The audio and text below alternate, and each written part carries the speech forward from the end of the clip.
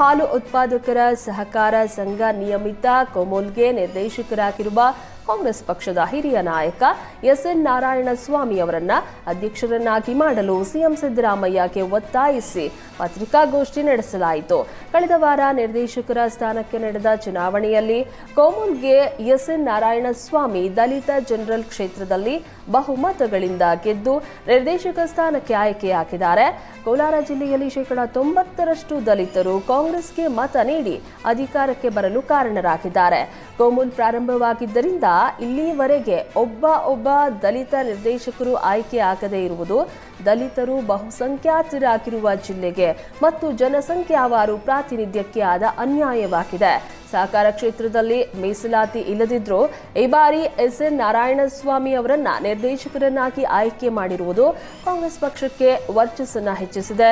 ಹೀಗಾಗಿ ದಲಿತರನ್ನ ಅಧ್ಯಕ್ಷರನ್ನಾಗಿ ಮಾಡಿ ಕಾಂಗ್ರೆಸ್ ಕೋಲಾರ ಜಿಲ್ಲೆ ದಲಿತರ ಋಣ ತೀರಿಸಬೇಕು ಅಂತ ಸದಸ್ಯರು ಆಗ್ರಹಿಸಿದ್ರು.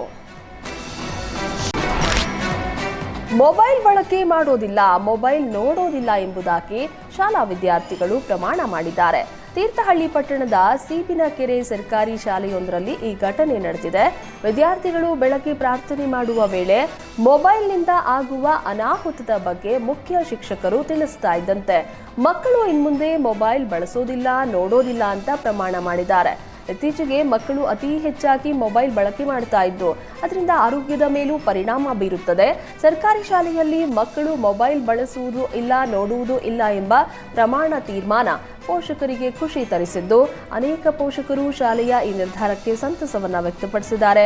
ಶಾಸಕ ಆರಗ ಜ್ಞಾನೇಂದ್ರ ಅವರು ಈ ಸರ್ಕಾರಿ ಶಾಲೆಯನ್ನ ಅಭಿವೃದ್ಧಿಗಾಗಿ ದತ್ತು ತೆಗೆದುಕೊಂಡಿದ್ದಾರೆ.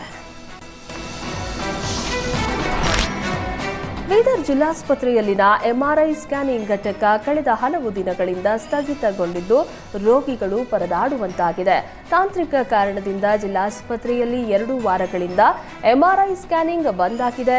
ಪ್ಯಾರಲೈಸಿಸ್, ಬ್ಯಾಕ್ ಪೇನ್, ಮೊಣಕಾಲು ನೋವು, ಕ್ಯಾನ್ಸರ್ ರೋಗಿಗಳು ಸೇರಿ ವಿವಿಧ ರೀತಿಯ ರೋಗಿಗಳನ್ನ ಡಾಕ್ಟರ್ ಕಡ್ಡಾಯವಾಗಿ ಎಂಆರ್ಐ ಸ್ಕ್ಯಾನಿಂಗ್ ಮಾಡಿಸಿಕೊಳ್ಳಲು ರೆಫರ್ ಮಾಡ್ತಾರೆ.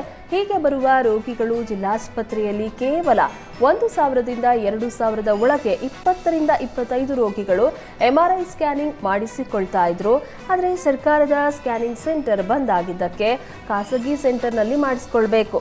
ಸುಮಾರು 6ರಿಂದ 10,000 ರೂಪಾಯಿ ಕೊಟ್ಟು ಸ್ಕ್ಯಾನ್ ಮಾಡಿಸಿಕೊಳ್ಳುವಂತಹ ಅನಿವಾರ್ಯತೆ ಎದುರಾಗಿದೆ.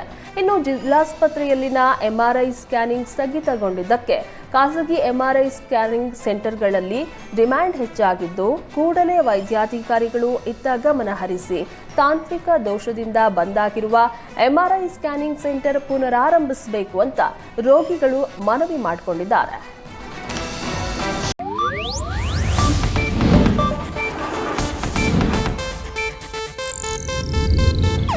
ಇದು ಏಷ್ಯಾನೆಟ್ ನ್ಯೂಸ್ ನೆಟ್ವರ್ಕ್ ಪ್ರಸ್ತುತಿ.